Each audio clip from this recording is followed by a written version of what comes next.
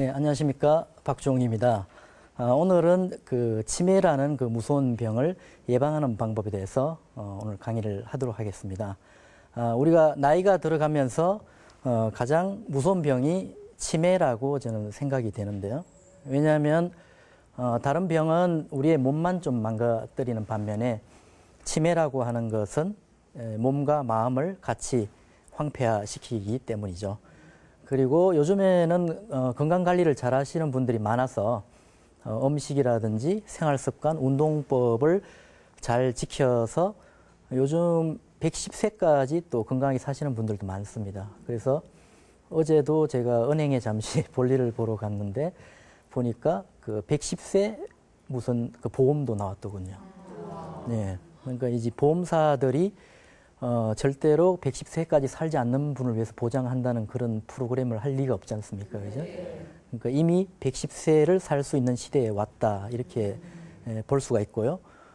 그리고 최근에 그 미래학자 레이 하몬드라고 있습니다. 이 레이 하몬드에 의하면 2030년도, 이제 얼마 안 남았지 않습니까?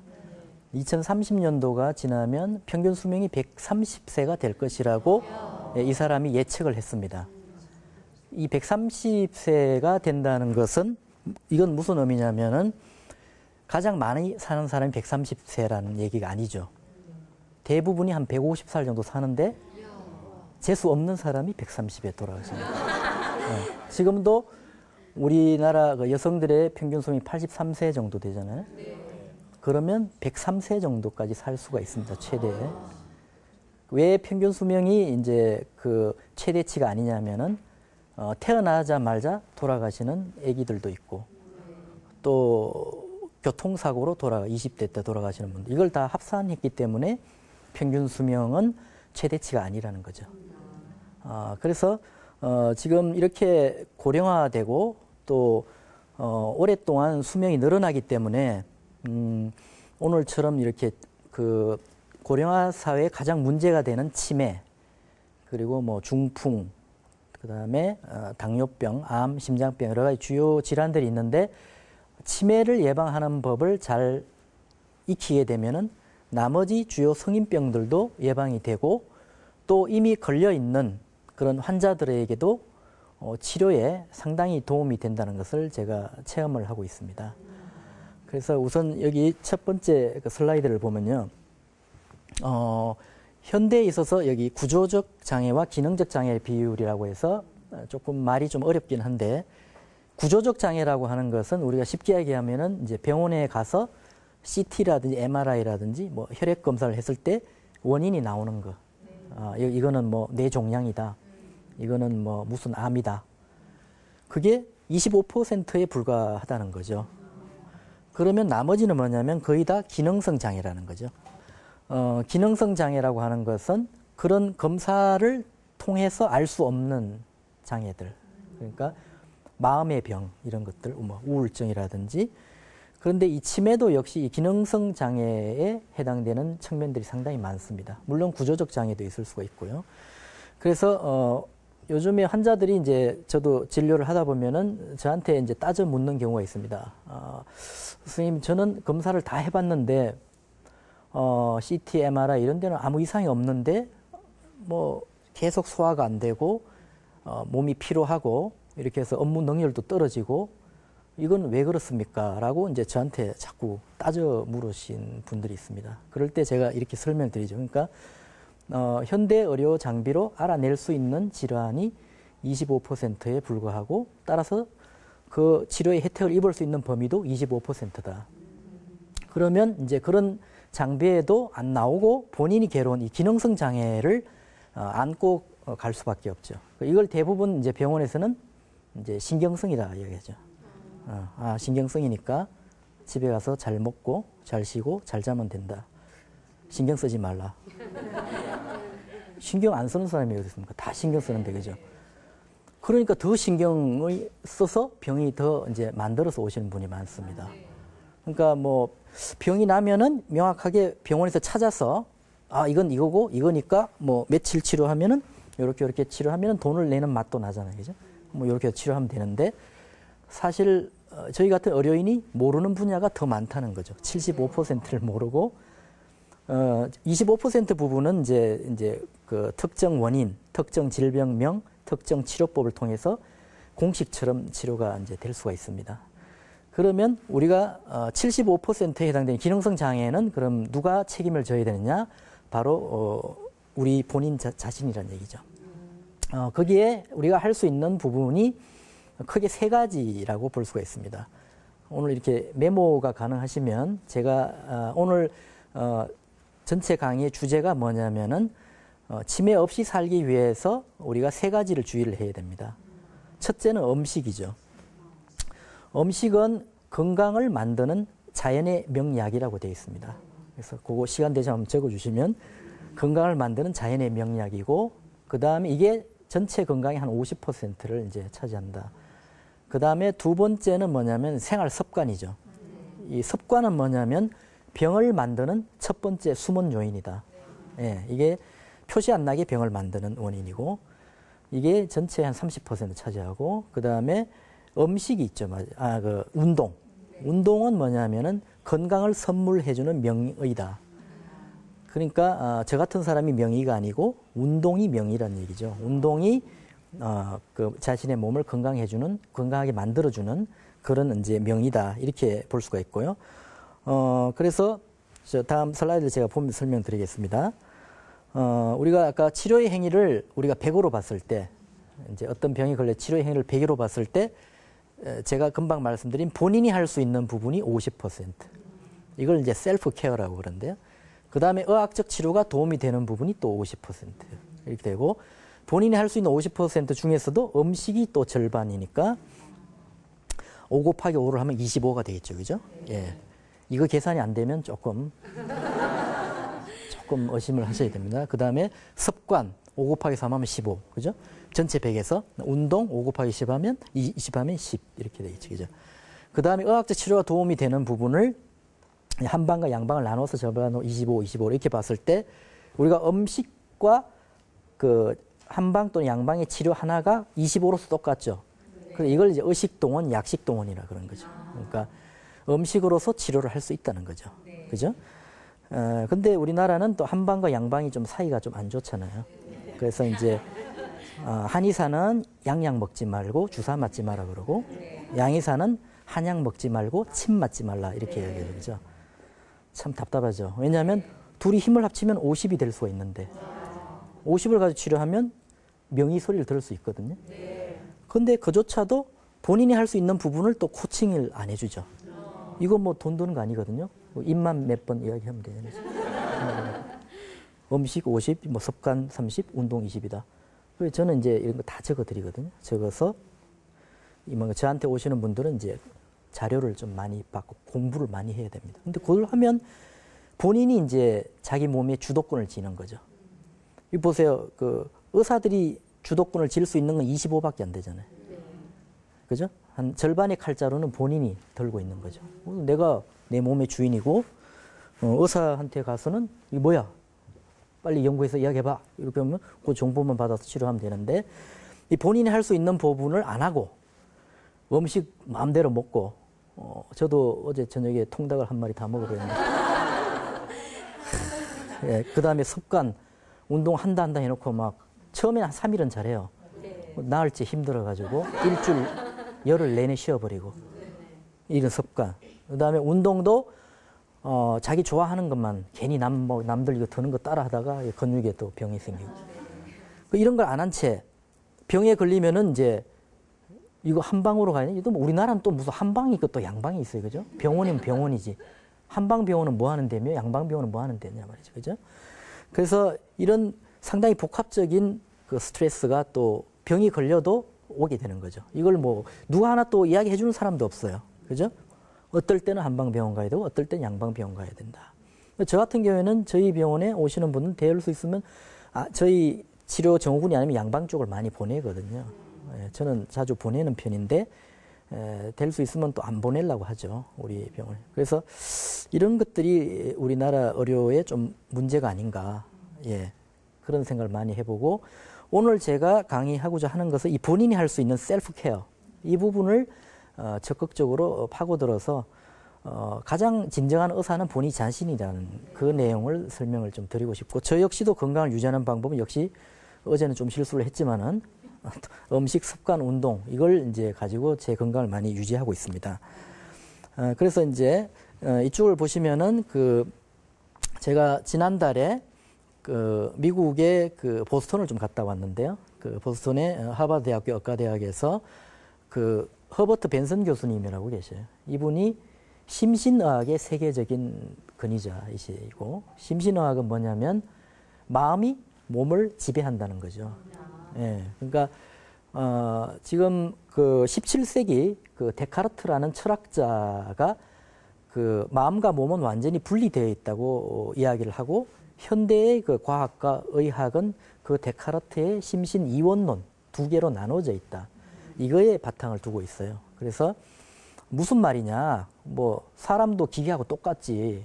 뭐 기계 핸들 고장나면 핸들 갈아 끼우면 되고, 뭐 엑스레이도 고장나면 엑스레이도 갈아 끼우면 되고, 그러면 차는 잘 간다. 사람도 똑같지 뭐 무슨 영혼이고 무슨 마음이 있느냐. 이런 이제 이야기로 현대의 의료가 발달되어 왔죠.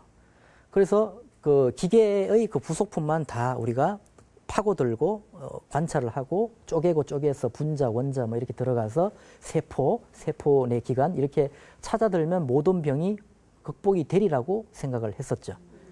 근데 지금 감기 하나를 못 고치고 있잖아요. 감기가 역사가 한 5,000년 정도 될 거예요. 감기의 역사가. 감기라는 치료제 하나가 없거든요. 쉽게 얘기하면 바이러스에 대한 대책이 없는 거죠. 이 사람이 뭐 조금 크다고는 하지만 바이러스 조그만한 거한테 지는 거예요. 그리고 뭐 의료인들이 아무리 노력을 해도 바이러스 하나 잡는 감기 치료제 하나 아직 개발하지 못하고 있는 이런 상황이죠. 그게 왜 그러냐면은 이 감기도 이 정신이 건강한 사람들은 감기를 빨리 이겨낼 수가 있고 잘 안 걸리죠. 근데 정서적으로 위약한 사람들은 면역력이 떨어져서, 그리고 요즘에는 본인이 본인을 괴롭히는 사람들이 많아요. 그러니까 뭐 살다 보면 하루에도 10가지 좋은 일이 있으면 한 가지는 안 좋은 일이 있을 수가 있는데, 그 한 가지를 파고드는 거예요. 난 왜 이걸 못할까? 왜 그렇지? 뭐 하나 병 걸리면 또 이렇게 열심히 찾잖아, 인터넷에. 이봐, 이거 이렇게 해서 죽는 거야. 우울증, 이거는 치료 안 된대. 이거 어떡하지? 뭐, 다 안 된다는 소리잖아. 짜증나. 뭐 술 한잔 먹고 담배 피우고 뭐 이렇게 병 만드는 거예요. 근데 중환자실에 누워 계시는 할아버지가 웃죠, 그러면. 야, 이놈 자식아, 난 여기 꽂고, 숨도 못 일어나지, 대소변도 못 가리는데 너가 그걸 병이라고 생각하느냐. 거기 계신 분들도 손을 잡으면 꽉 쥐어요. 살아나가고 싶다는 얘기죠. 네? 그분들에 비하면 얼마나 감사한 거예요. 그죠? 화장실 마음대로 갈 수가 있고, 그 다음에 가족도 알아보고. 근데 지금 오늘 이야기하려는 치매도 마찬가지예요. 치매는 최종적으로 말기에 이르게 되면 가족을 못 알아보죠. 뭐 아들이 왔는데도 안녕하세요 이런다고. 저한테 오자마자 욕해요. 야 임마, 네가 뭔데 임마. 뭐 저한테 치매 환자들 들어오시면은. 그리고 대소변을 본인이 못 가려요. 그래서 이제 간병인이 있어야 되고, 그 간병인들 월급만 해도 200~300만 원 나올 거예요. 그러면 1년치 간병인들 연봉을 줘야 되고, 또 가족들, 또 병원도 우리나라 치매 환자가 65세 이상이 54만 명인가 그럴 거예요. 54만 명인데 이 54만 명을 어느 병원에 다 입원을 시킬 거냔 말이죠. 그죠? 그래서 상당히 문제라고 할 수가 있어요. 치매에 가족 중에 한 명이 걸리게 되면. 그러면 그 가족들까지 포함하면 한 200만 명 정도가 이 치매로 고통을 이제 당하고 있는 거죠. 그리고 이 치매라고 하는 것은 결정적으로 확실한 치료제가 없다는 거죠.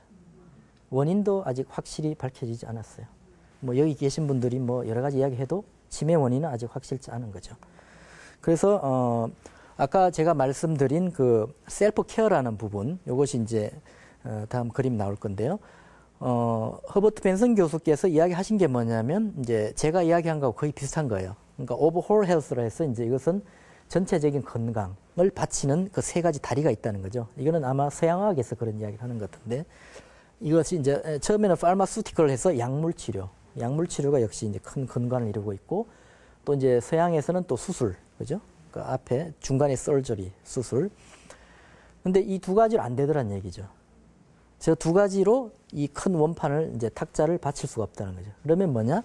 셀프 케어라는 얘기죠. 그러니까 이 셀프 케어를 이쪽에서는 이제 명상과 요가 이런 걸 통해서 심신의학적인 관점에서 설명을 하고 있더군요. 그러니까 심신의학은 뭐냐면 마음을 잘 명상이란 요가 이런 걸 잘 컨트롤하면 이게 유전자의 기능을 바꾸고 처음에는 그 다음에는 유전자의 구조까지 바꿔버린다는 거죠. 그게 과학적으로 증명이 됐더라는 거죠. 그래서 유전자의 구조가 바뀌어버리면 이제 예를 들면 뭐 치매 안 걸리는 유전자 뭐 이렇게 아직 된 건 아니지만 중풍 안 걸리는 유전자, 암 안 걸리는 유전자, 심장병 안 걸리는 유전자, 당뇨병 안 걸리는 유전자 이렇게 갈 수도 있지 않겠느냐 이런 생각이죠. 근데 이제 그런 병이 걸릴 확률을 떨어뜨려주는 그런 관점에서 제가 아까 말씀드린 그 셀프 케어 이것을 우리나라의 그 이재마 선생 사상 체질의학을 창시한 그분이 대단한 거예요. 그분이 저는 허버트 벤슨 교수님보다 더 대단한 거예요. 왜냐하면 허버트 벤슨 교수님은 이제 21세기에 와서야 1970년대부터 이제 심신의학에 몰입을 한 거죠. 그래서 셀프 케어가 필요하다는 걸 이야기했지만 이재마 선생은 19세기에 벌써 사상 체질의학에서 아까 말씀드린 소음인, 태음인, 태양인, 소양인에 맞는 음식 또 생활 습관, 운동을 제시를 하고 있거든요. 음식도 이런 음식이 좋고 이런 음식은 나쁘고 뭐 이런 운동이 좋고 이런 습관은 어떻게 나쁘고 또 이런 한방 약차가 좋고 뭐 이런 식으로 미리 벌써 이야기를 했다는 거죠. 그래서 참 저도 이 사상 체질의학을 공부하면서 많이 이제 놀라게 되는데 이미 그렇게 앞서 있는 이야기를 했다는 거죠. 그리고 마음과 몸이 아까 그 분리되어 있다는 이 잘못된 생각으로 이 의료가 이렇게 조금 자꾸 국소적으로 파고들게 되고 이런 말이 있죠. 그 미국 국립보건원에서 그런 말을 했습니다. 그러니까 한탄을 했어요. 그쪽에서. 왜냐하면 우리는 암세포를 죽이는데 성공했다. 그러면 이게 박수 받을 만한 일이잖아요. 근데 그 암 환자가 죽어버렸다. 암세포는 죽였는데 그 죽이는 과정에서 정상세포도 같이 죽어버려서 암 환자가 돌아가셨다. 이게 뭐냐. 그전에. 그러니까 환자를 살리려고 그 질병을 파고들었는데 질병만 파고드는 거죠. 그러니까 요즘 현대의 그 의학 교육 제도가 저도 가끔씩 이렇게 학부에 이렇게 강의도 들어가 보면은 사람에 대한 이야기가 없습니다. 전부 다 뭐 생물학, 생화학, 뭐 미토콘드리아, 뭐 셀 이런 이야기지 그 사람이 얼마나 고통스러워할까, 얼마나 이 사람이 힘들어할까라고 하는 이 사람 전체에 대한 연구가 많이 부족하다. 예, 이런 생각을 하는 거죠. 그래서 암세포만 잡으면 뭐하냐고요. 그 사람을 살려내야죠. 그 암세포 안 죽였더라면 그분이 더 오래 살았을 거예요. 그래서 이런 것도 있고 또 어떤 사람은 주장하기를 암이라고 하는 것은 핸드볼 공 그러니까 그 직경 18cm 핸드볼 공만큼 커지지 않으면 목숨을 위협하지 않는다 이런 말도 있어요. 근데 우리가 암이라 하는 그 공포감 때문에 한 1, 2cm만 있어도 잘라내고 치료를 하게 되잖아요. 그러니까 이걸 그렇게 작은 종양이 크기가 그렇게 크지 않은데 잘라내야 되느냐 아니면 기다렸다가 치료를 해야 되냐 여기에 대한 판단 기준도 사실은 좀 모호하다 이렇게 볼 수가 있죠. 그래서 이 치매라는 병도 마찬가지죠. 이 치매라는 그 공포감 때문에 그 조기에 병원에 오는 것을 두려워하시는 분들이 있어요. 그래서 저희 병원에도 치매 환자 한 명 오시면 가족들이 3명 오시는데 항상 싸우면서 들어오죠. 이제 앞에 이제 어머님들은 이제 자제들한테 이제 내가 여기 왜 왔냐, 내가 무슨 치매라 그러냐, 이놈들이 아주 나쁜 놈들이다 이러면서 오시고 가족들은 어머님 뭐 건강검진 받으러 왔는데 왜 이래요 하면서 설득해서 이제 멀리서들 오시죠. 항상 시끄럽죠 저희 병원에는 진료실 밖에서 막 옥신각신하고. 그래서 제가 이제 안 되겠다 싶으면 이제 보호자 먼저 들어오시고 이제 환자 먼저 들어오고 이렇게 각각 이제 면담을 해서 이제 치료를 하게 되는데 이 치매라는 것도 막연하게 두려워할 만한 병은 아니다. 왜냐하면은 미리 조기 발견하면은 예방적 치료가 충분히 있을 수가 있고 치매도 한 초기 단계까지는 약간의 개선의 여지는 있거든요. 근데 초기는 이제 건망기라고 해서 건망증과 비슷한 증상들이 나타나죠. 그러니까 뭐 시간적인 개념이 잘 없고 공간적인 개념도 잘 없고 또 상황에 대한 인식 이런 게 잘 없어지죠. 그래서 뭐 자꾸 반복되는 질문을 한다든지 또는 뭐 어디 여행을 갔는데 여기가 어디냐 뭐라든지 또는 뭐 그 낯선 그 동네가 아닌데도 가끔씩 뭐 길을 잃어먹는다든지 이런 것들. 그래서 여기서 우리가 가장 중요한 것은 이제 건망증과 치매 이걸 이제 구분하는 거죠. 이 건망증과 치매는 그 예를 들어서 이제 우산을 이제 아침에 우리 아버지가 쓰고 나가셨잖아요. 근데 우산을 이제 근데 저녁에 들어올 때 우산이 없단 말이죠. 그랬을 때 가족들이 물어보잖아요. 아버지 그 우산 어디 놔두고 오셨어요? 맞다. 내가 이거 지하철에 놓고 왔구나. 직장에 놓고 왔네. 내가 요즘 왜 이러지? 이렇게 하시면 양호한 거예요. 건망증 정도예요. 네. 근데 우산 어디 놓고 오셨어요? 야, 이놈아, 내 우산을 언제 내가 갖고 갔다고. 바보 같은 놈이 쓸데없는 소리 하고 혼자 이러면 조금 의심을 해야 되죠. 그러니까 치매가 바로 가는 게 아니고 크게 4가지 단계. 처음에는 정상적인 사람이 있고 그 다음엔 주관적인 인지장애라 해서 건망증과 비슷한 증상. 그 다음에 치매의 바로 직전 단계인 경도 인지장애. 이거는 무서운 거예요. 이 경도 인지장애 환자의 13% 정도가 매년 치매로 넘어가요. 그러니까 100명 중에 13명이 치매로 넘어가서 6년이 지나면 100명 중에 80명이 치매로 넘어가는 군이 경도 인지장애고 이 환자 군이 우리나라에 한 130만 명 정도가 되죠. 근데 이걸 모르고 있는 사람들이 더 많을 거예요. 자신이 경도 인지장애라는 걸 모르고 에이 나이 들면 다 그렇겠지 옆집에 누구도 그렇고 이걸 이제 낙관적 편견이라고 그러죠. 나는 괜찮겠지 에이 나이 들면 다 노망 드는 거지 라든지 그죠? 그런 경도인지 장애를 잘 우리가 병원에 오시면 그걸 캐치를 해서 치료하면 또 그때는 아직까지 치료 여진이 있죠. 그 다음이 이제 치매죠. 치매 안에도 초기, 중기, 말기가 있고 초기는 건망기, 그러니까 건망증과 비슷한 증상이 나타나서 어떻게 보면 정상이고 어떻게 보면 좀 이상하고 그런. 그 다음에 중기부터는 조금 이상해지죠. 남을 의심을 하기 시작하고 물건 없어지면은 네가 훔쳐갔잖아 이렇게 한다든지 또는 돌아가신 분이 자기 앞에 서 있다고 하고 또는 누가 옆집에서 계속 두드린대 벽을. 그래서 그 벽을 실제로 깨어보는 분도 있고 그 환청, 환시 또는 환각 이런 증상들이 그래서 그것을 이제 혼동기라 그러죠. 중기는 혼돈 그러니까 상황을 혼돈하는 거죠. 그러다가 이제 말기가 되면은 이제 가족도 못 알아보는 거죠. 이제 진짜 부모 형제도 못 알아보고 사람 봐도 딴 데 보고 계시고 저한테 와도 저 안 보고 벽 보고 계시고 보호자하고 이야기하고 이제 이렇게 되는 거죠. 그 다음에 대소변을 못 가리고 심지어는 자기 대변 본 것을 벽에 칠하기도 하고 이렇게. 그래서 이제 상당히 좀 힘들어하고 이제 더 힘든 것은 그것을 지켜보는 가족들.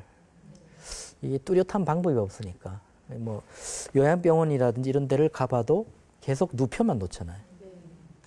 그리고 그 목욕도 좀 잘 시키지를 못하고 그래서 좀 그 치매 환자다든지 이런 분들이 계신 그 요양병원 이런 쪽에서는 좀 최소한의 그 목욕 시설은 좀 갖추어졌으면 좋겠고 간병인들 보고 그걸 하느냐 안 하느냐 이건 좀 힘들지 않느냐. 왜냐하면 치매 환자들이 이게 몸이 축 늘어져 있기 때문에 이 실제적인 몸무게가 60kg라고 해도 상당히 무겁게 느껴지거든요. 그걸 간병인들이 대부분 여자분들인데 그 여자분들 그 이제 가족들은 이제 가끔씩 삐쭉 보잖아요. 그래서 일 실컷 하다 한 달에 한 번 삐쭉 와놓고 하루 온 거 가지고 생색을 내죠. 왜 이건 안 하고 이건 하고 또 손톱 좀 깎아주고 발톱 좀 깎아주고 목욕도 시켜야죠. 간병인은 속으로 웃을 거예요. 아이고 참 한 달에 한 번 와가지고 이 병원 사정도 모르고 그러고 있다고. 그러니까 목욕 시설도 제대로 안 갖춰져 있는 데가 많죠. 그러니까 목욕도 줄 앉혀놓고 물 뿌리고 이런 식으로 인권이 좀 그죠 보장이 좀 안 되는. 사실 몸 성한 사람들은 등록만 해도 되잖아요. 근데 그런 분들은 정말 호텔 사우나의 스파 같은 그런 좀 병원 안에 그래서 좀 푹 이렇게 온열 자극을 받고 하면 몸이 좋아지면서 엔돌핀, 디놀핀 이런 면역 호르몬이 나오거든요. 그리고 그 가족들이 그 치매 환자들하고 환자라는 생각을 하면 안 되죠.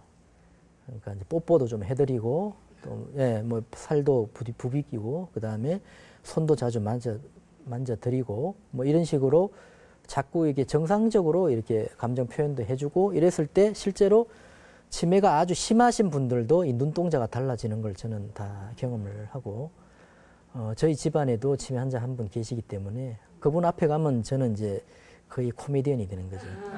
예, 약을 먹는 것보다도 한 번 더 웃겨드리는 게, 진짜 효과가 있더라니까요.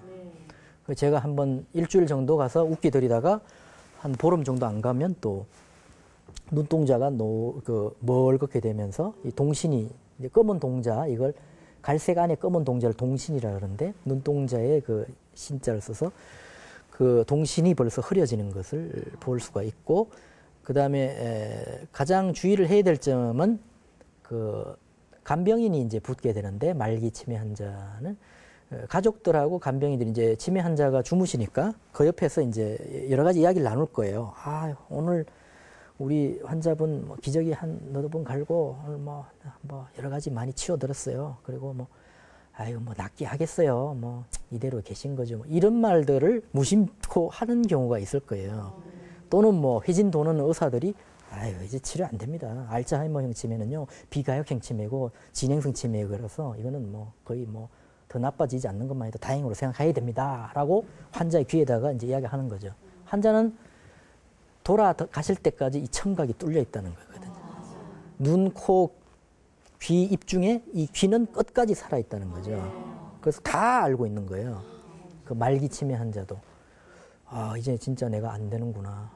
그러니까 완전히 세뇌교육이죠, 세뇌교육. 너는 이제 더 이상 치료가 안 될 거야. 이대로 더 나빠지지 않는 걸 다행으로 생각해. 라고 누가? 가장 적군이 아니라 아군이, 보호자와 간병인과 의사들이 거기 눕혀놓고 환자가 의식이 없다는 착각 속에 이야기를 하는 거죠. 그랬을 때 환자의 몸에서는 콜티졸, 아드레날린, 노르아드레날린, 이거는 강한 혈압 상승 물질이자 자연계에서 가장 독한 독이 뭐죠? 자연계에서 가장 독한 독.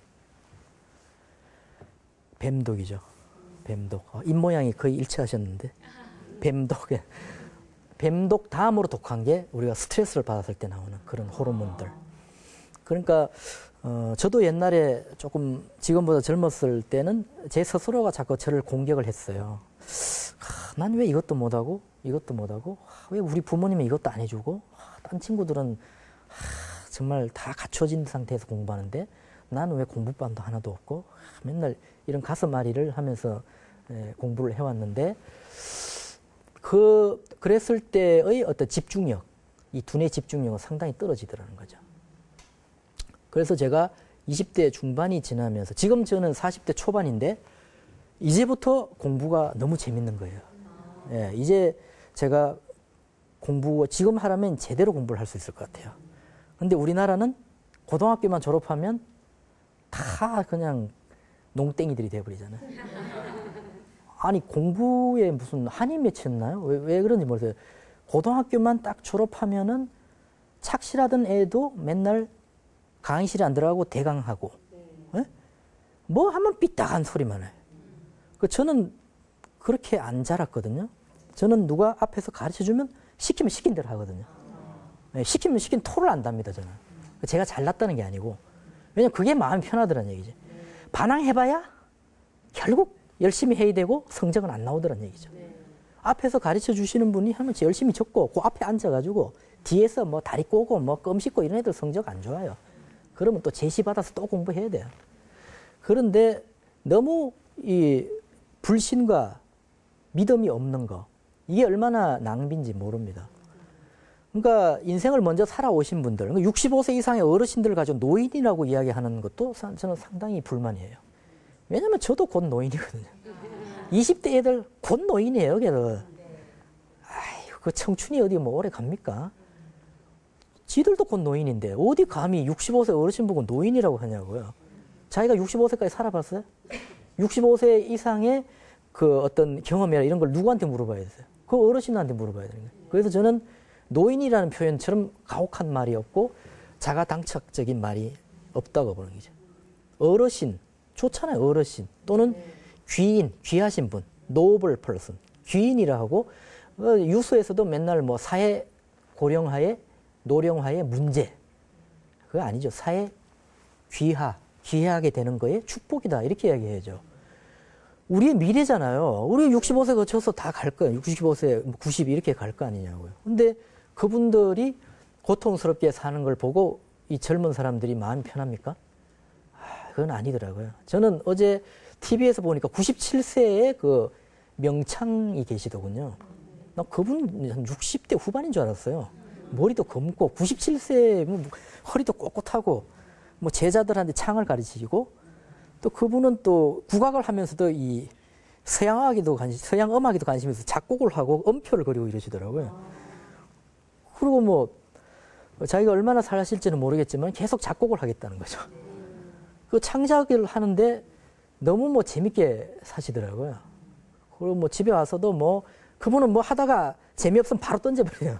신문 보다가도 에이 몰라 하고 뭐 딴 데 가가지고 뭐 좀 먹다가 또 뭐 에이 몰라 하고 뭐 자기 살고 싶은 대로 사는 거예요. 그게 바로 장수의 비법이 아닌가 저는. 자기 맘대로 사는 거예요. 그리고 자제분들도 큰 간섭을 안 하고 그렇게 모든 걸 이렇게 긍정적이고 뭐 자기 마음대로 사는 거. 이게 아이고 이거 먹지 말고 담배 피지 마. 단 거 먹지 마. 그 사람들 더 일찍 돌아가시더라고요. 장수촌에 가면 다 담배 피워요. 다. 담배 기분 좋게 막 그거 하면 막 이 세상 뭐 부러울 게 없대요. 거기서 엔돌핀, 디놀핀 막 나올 것 같아요. 제가 보기엔. 그리고 이제 담배를 못 끊는 이유가 담배를 5년을 끊으면 거의 정상화된대요, 몸이. 근데 이걸 또 어떤 또 사람들은 또 강의할 때 니코틴 독이 빠지려면 20년이 걸린다 해버리는 거예요. 여기 계시면 70대 어르신들이 더 피워버리는 거예요, 담배를. 아니, 내가 90까지 살지도 모르겠는데 지금 20년 남았는데 지금 담배 니코틴 빠지려면 빠지기도 전에 죽겠다 이거죠. 기왕이면 좀, 그죠? 희망적인 소식을 주시라고요. 모르는 게 약일 수도 있어요. 맞아요. 그죠? 그 여러분들 중에 스님이 치매에 걸렸다는 이야기 들어보셨나요? 아니요. 저도 그걸 한번 연구를 해보려고 했어요. 스님이 치매에 걸렸다는 얘기는 제가 왜냐하면 스님들은 이게 보살님들도 계시고 여러 사람들에게 노출이 되시는 분이라서 암 걸렸다는 분은 제가 봤지만은 치매에 걸렸다면은 이게 아마 기사화가 될 텐데. 그래서 아까 그 허버트 벤슨 교수님이 인도의 그 수양을 하시는 그 요가 또는 뭐 명상의 달인들을 펑셔널 MRI라고 있어요. 그러니까 통에 들어가는 MRI, 기능을 보는 MRI. 거기에 이제 명상을 하신 분하고 안 한 사람하고 그 비교를 했더니 이 대뇌 피질, 이 기억력을 담당하는 대뇌 피질의 두께가 일반인들보다 훨씬 두껍다는 얘기죠. 네, 그리고 여기 이쪽에 지금 화면에 나오겠지만은 그 이런 유전자의 구조, 유전자의 기능도 일반인들보다 더 강하다는 얘기죠. 그러니까 우리가 기능은 바꿀 수 있어도 구조는 못 바꿀 거라고 생각을 했었어요. 근데 이번에 미국 가서 보니까 요가도 간단해요. 명상. 뭐 12분 동안은 조용한 데서 이렇게 이제 앉아가지고 눈을 지그시 감고 숨을 이제 지그시 들이쉬면서 숨을 내뱉을 때 자기가 좋아하는 단어 하나만 떠올린대요. 행복, 해피니스, 해피니스, 해피니스. 하다가 오늘 아침에 뭐 와이프하고 싸웠는데 와이프 얼굴이 떠오르잖아요.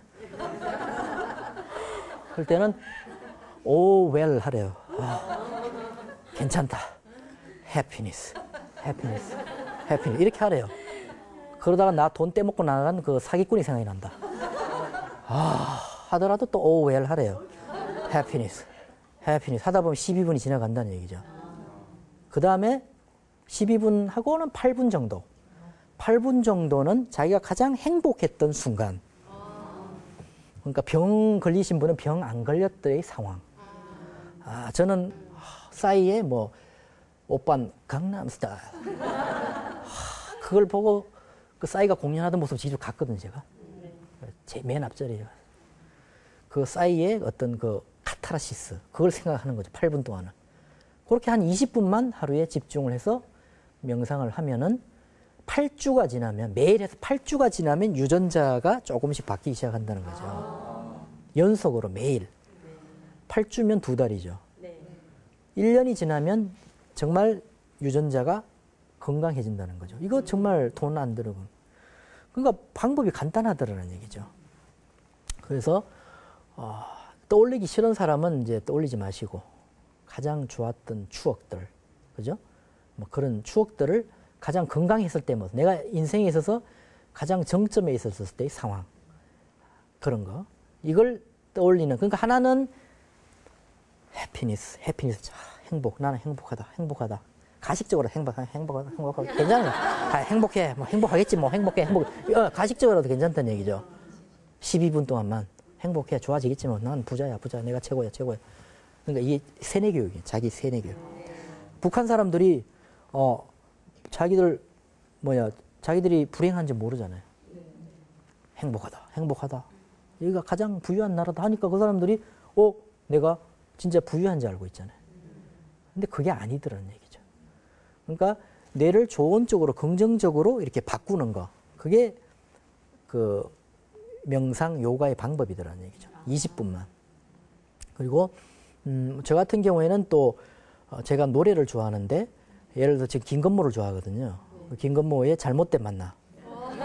이런 거는 잘못된 만남이 노래방 번호로 3658이에요. 그 다음에 뻐꾸기 둥지 위로 날아가세 5221. 사랑이 떠나가네 5208. 이런 식으로 이런 숫자를 외우는 거. 이것도 사실은 치매 예방에 많은 이제 도움이 될 수가 있어요. 그래서 제가 오늘 왜 이렇게 이런 긍정적인 이야기를 자꾸 하느냐 하면은, 이게 긍정적인 힘이 결국, 그리고 음식을 먹을 때도 그 느끼면서 먹으래요.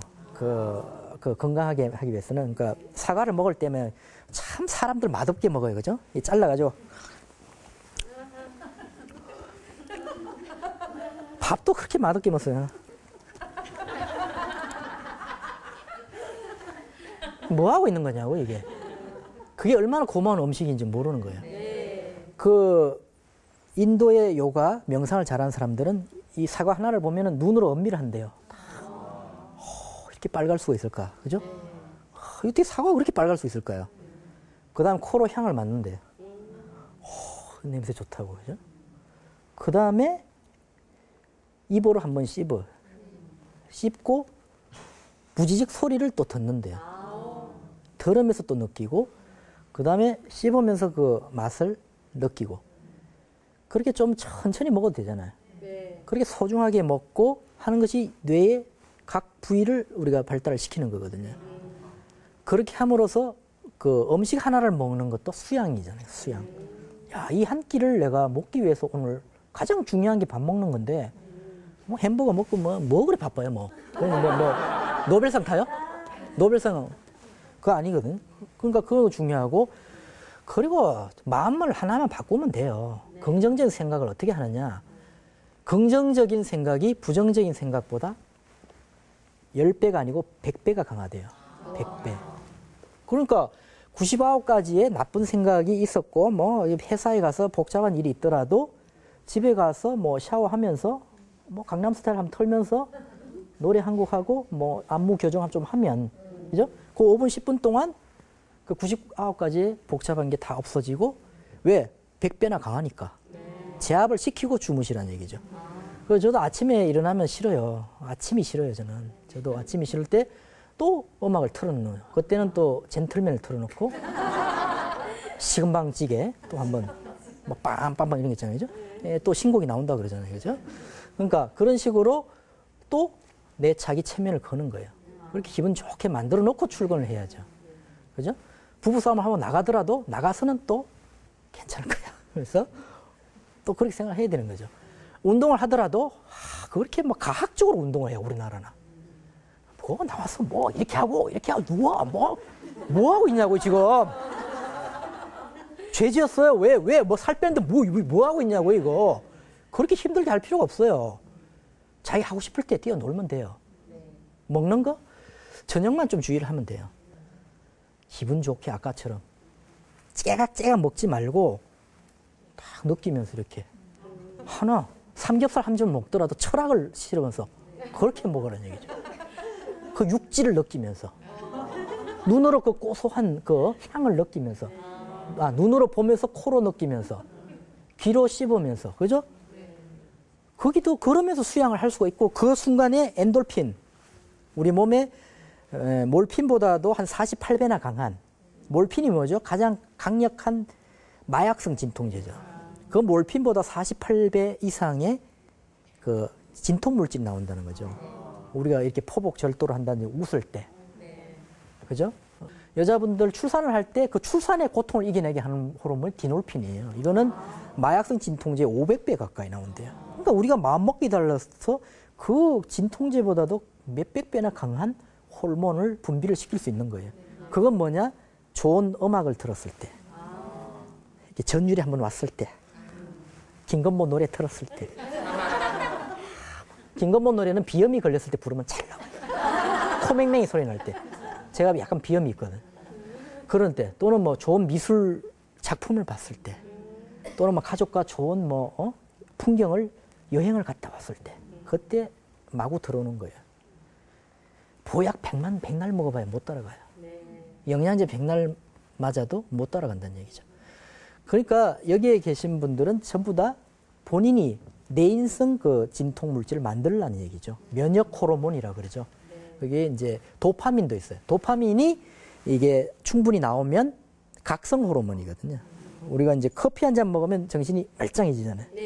그런 효과를 가진 게 각성 호르몬 도파민인데 이 도파민이 신경 전달 물질이에요. 뇌에서 나오는. 그 신경 전달 물질이 부족할 때 치매가 걸리는 거예요.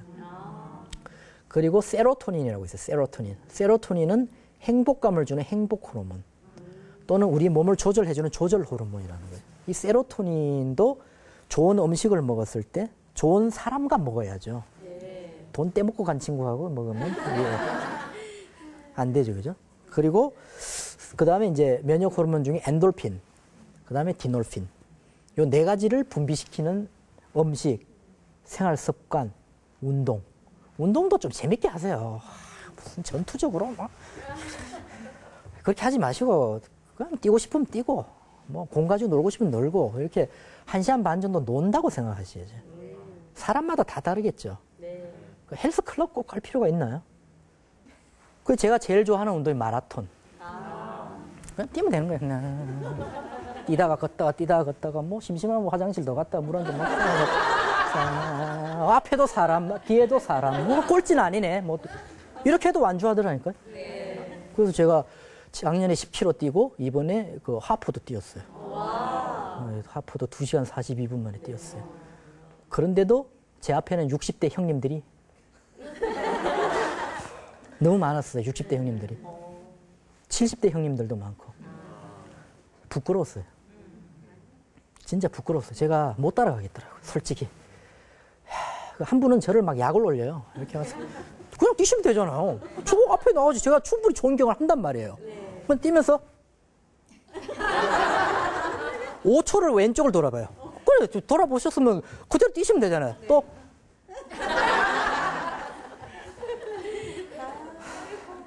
저도 사람인지라 이분을 추월을 해야겠다. 그 전쟁이 붙은 거예요. 좀 빨리 해주시던가. 8km, 뭐 이제 2km 남았는데 그러시는 거예요. 그래서 제가 끝까지 따라갔죠. 저도 이제 뛰어가지고 한번 한 10초 정도씩 이렇게 좀 길게. 그랬더니 이분이 키우고 또 따라오시는 거예요. 야, 그래서 그때도 기록이 좋았어요, 제가. 결국 졌어요, 제가. 못 이기더라고요. 근데 그분들이 그 마라톤, 이 단순한 운동 같지만은 이 마라톤을 한 하프 정도 뛰어보니까 이 세상에 못할 일이 없는 거예요. 저도 일하다가 좀 뭐 치매 환자들이 욕을 하면 좀 힘들거든요. 내가 왜 욕을 얻어먹고 있어야지? 뭐 어떤 분은 막 때리려고도 그래요. 그러면 그럴 때 이제 마라톤의 9km 지점이다. 이제 1km만 더 뛰면 나도 퇴근을 할 수가 있다. 이런 생각으로 이제 버티는 거죠. 그런 것처럼 그걸 그 부정적으로 받아들이기 시작하면 한도 끝도 밑도 끝도 없죠. 그죠? 근데 물 한 컵이라도 있으면, 그 반 컵이라도 남았으면, 아, 이거라도 있으면 얼마나 다행이냐.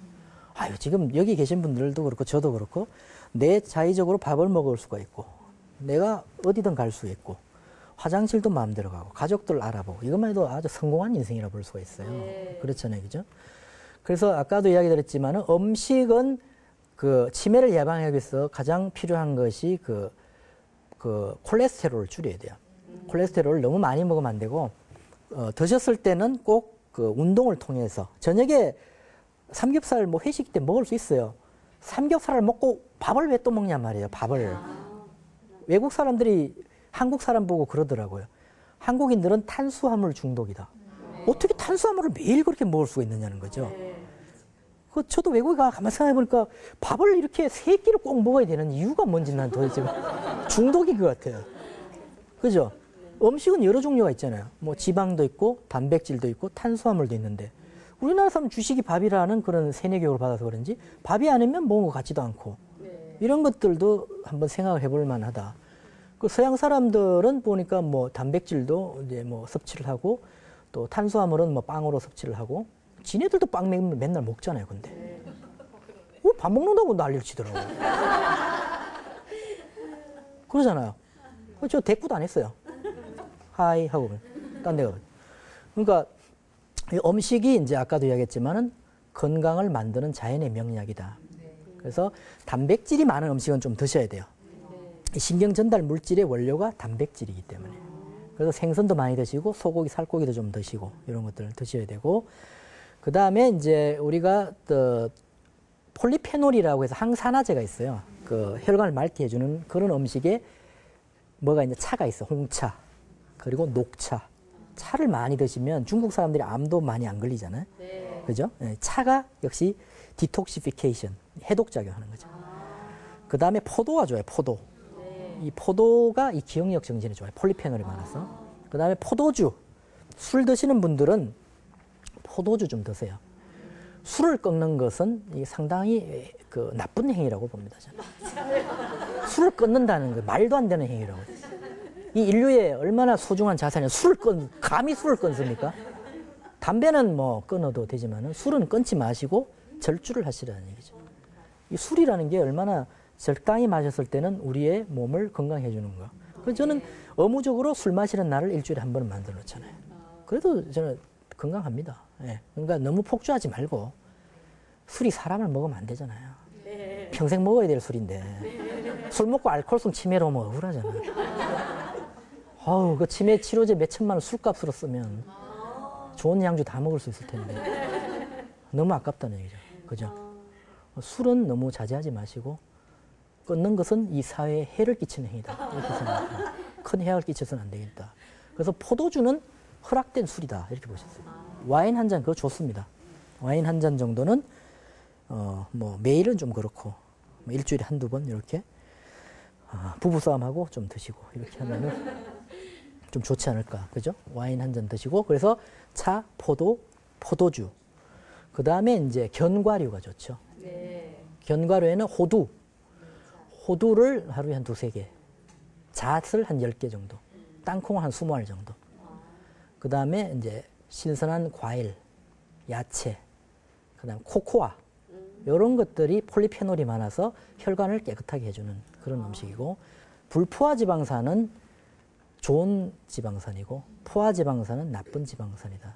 이런 불포화 지방산에는 덩푸른 생선이 있죠. 네. 고등어, 꽁치, 전갱이 이런 그 생선을 많이 드시는 게 좋죠. 생선에는 거의 뭐 뇌에 좋은 식품들이 다 들어가 있죠. 그 다음에 이제 옥수수 좋아요. 옥수수. 제가 옥수수를 본능적으로 좋아하는데 이게 불포화 지방산이 많이 좋더라고요. 그 다음 콩 많이 먹으면 탈모도 예방이 되고 또 여성 호르몬도 많이 나오고 그 다음에 이제 해바라기 씨, 그 다음에 호박을 또 이렇게 삶아서 드시면 이게 요런 음식들이 폴리페놀이 풍부한 음식과 불포화 지방산이 많은 음식들이 그 뇌의 줄기세포를 생성을 촉진한대요. 이 줄기세포는 다른 세포를 만드는 그 뿌리가 되는 그런 세포인데 그래서 이 줄기세포가 뇌에 새로운 신경세포를 만들어낸다고 2009년도 12월호 치매 전문지 알츠하이머병 저널에 나왔어요. 그래서 옛날에는 이제 성인이 돼버리면 뇌세포는 줄어들고 더 이상 뇌세포가 생성되지 않는다고 알려져 있었는데 이런 폴리페놀과 불포화 지방산이 많은 음식을 잘 드시는 것만으로도 이게 어느 정도까지 생성이 된다는 얘기죠. 그래서 이 혹시나 치매를 앓고 계신 분들도 특정 뇌세포가 죽었더라도 그 죽은 뇌세포는 이제 영구세포이기 때문에 재생을 할 수가 없지만은 그 가지세포들이 도와서 그 세포의 기능을 대신할 수도 있기 때문에 항상 그 귀에다가 이제 그런 긍정적인 이미지 효과를 많이 넣어 주셔야 돼요. 그러니까 깨어날 수 있다. 자신감을 불어주고 뭐 잘하면 잘한다. 노래도 시켜드리고 안 되면 뭐 이렇게 막 간질러도 보고 그죠? 그 자극을 자꾸 줘야 되는 거예요. 그것이 치매 환자들한테도 역시 도움이 될 수 있는 이제 그런 부분이고 그래서 결론을 내리자면은 가장 중요한 것은 치매를 예방하는 방법에 가장 중요한 것은 이제 긍정적인 생각이 치매를 물리친다. 이거는 유전자 분석을 통해서 이제 속속들이 증명이 되고 있죠. 그리고 긍정적인 생각을 하면서 첫째 건강을 이렇게 만들어주는 자연의 명약인 그 음식을 골고루 잘 드셔야 되고 그 다음에 병을 만드는 첫 번째 숨은 요인인 습관을 우리가 잘 가져가야 되고 그 다음에 또 건강을 선물해주는 명의라고 일컬어진 운동을 이 세 가지 인자를 잘 우리가 지키는 거 이게 가장 이제 좋다고 볼 수가 있어요. 그것이 제가 이 짧은 시간에 여러분들에게 이제 드릴 수 있는 가장 큰 메시지라고 생각을 하고요. 예, 혹시 질문이 있으신 분이 있으시면 제가 한두 가지 질문을 좀 받겠습니다. 예. 치매에 걸리면 기억력을 다 잊어버려서 식구들도 못 알아보고 하잖아요. 네. 그러면 그 치료는 절대 불가능한 불치병인가요? 예, 아주 좋은 질문인데요. 그 치매는 그 임상 경과에 따라서 여러 가지 유형으로 나눌 수가 있습니다. 그러니까 첫째는 알츠하이머 병이라고 해서 왜 우리가 드라마 수혜 씨가 열연했던 그 천일의 약속에서 나왔던 그런 유형. 알츠하이머형 치매는 전체 치매의 50%를 차지하고 비가역적 치매, 진행성 치매 또는 퇴행성 치매라 해서 점점 나빠지는 치매, 되돌릴 수 없는 치매. 이거는 이제 사실 치료가 거의 불가능한 치매라고 볼 수가 있고, 근데 그 혈관성 치매라고 있어요. 아까 그 30%에 해당되는 이 혈관성 치매는 예방 가능한 치매로 분류가 되어 있어요.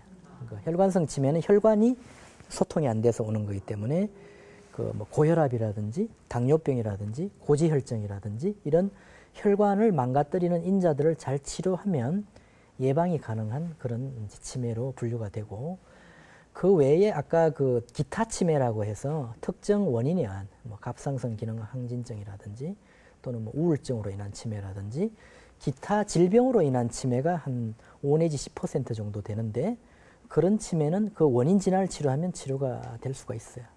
그래서 치매도 모두 불치는 아니고 한 10%에서 한 20% 정도 선에서는 어느 정도 선까지는 희망적인 치료가 있을 수가 있다. 이렇게 볼 수가 있죠. 예, 또 다음 질문 있으신가요? 예. 내가 치매 결국 말고요. 내 가족이나 뭐 친지나 뭐 친구들 걸렸을 경우에 내가 해야 될 일이 뭔지 궁금하거든요.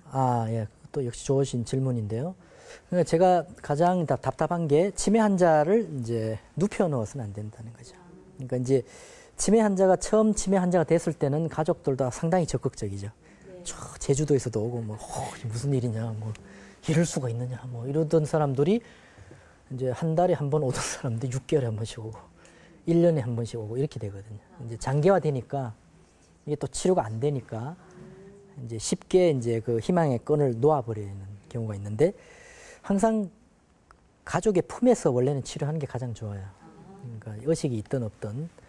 근데 이제 뭐 영양 공급이 안 돼, 뭐 연화곤란이 있다든지, 뭐 이런 경관 투여를 해야 된다. 이런 경우에는 하는 수 없이 병원에 모시고 해야 되지만, 가정에서 혹시 치매 환자를 모시든지 아니면 병원에 계시더라도 자주 찾아뵙고 아까 이야기 드린 눈을 마주쳐야죠, 자꾸. 아이 컨택을 해서 눈동자의 동신을 서로 교환을 해야 되고, 그 다음에 이제 오감을 자꾸 이제 촉감도 중요하고 뽀뽀도 좀 해드리고 좋은 노래도 들려드리고 화면도 보여드리고 이게 우리나라 그 요양병원들의 대부분 TV가 없는 게 많은데 사실은 저는 TV가 물론 수동적인 뭐 시청은 오히려 뇌 기능을 떨어뜨린다 이런 연구도 있지만 저는 다양한 자극을 받는 게 중요하다고 보거든요. 그래서 뭐 드라마도 이해를 하든 안 하든 보는 거, 뭐 시각 또는 후각 또는 뭐 촉각, 청각 이런 것들을 미각 이런 걸 다 느낄 수 있게끔 자꾸 긍정적인 자극을 자꾸 주고 치매 환자분들이 운동하기를 싫어해요. 전부 다 계속 누워서 계시기 때문에 근력이 떨어져 있기 때문에 그래도 억지로라도 휠체어에 태우고 휠체어를 끄는 거, 휠체어에 타고 가는 것도 운동이 돼요. 예. 예, 오늘 이렇게 경청해 주셔서 상당히 고맙습니다. 그래서 우리가 지피지기면 백전백승이란 말도 있듯이 이 치매라는 병도 우리가 극복을 해야 되는 병입니다. 예방을 통해서 극복을 해야 되는 병이다 보니까 이렇게 이제 치매를 예방하는 음식, 생활습관, 운동, 또 긍정적인 어떤 사고 패턴 이런 걸 통해 가지고 우리의 그 체질을 강화를 시켜놔야 돼요. 그 다음에 몸 안의 독소를 전신 해독을 시키는 방법 여러 가지 있죠. 물을 드시는 거, 뭐 이렇게 반신욕을 하는 거, 운동을 하는 거. 그 다음에 면역력을 증강시켜야 돼요. 대통령 방탄차처럼 어떤 총알이 뚫고 들어와도 나는 다치지 않을 그런 내 몸의 방어벽을 우리 스스로가 만들 수가 있어요. 그렇게 하면 굳이 병원에 안 가더라도 병을 미리 예방할 수 있고 병이 걸리더라도 조기 발견해서 조기 치료할 수 있는 계기가 되는 겁니다. 그래서 그것을 제가 강조드리면서 오늘 강의를 마치도록 하겠습니다. 네, 지금까지 박종훈이었습니다. 네, 감사합니다.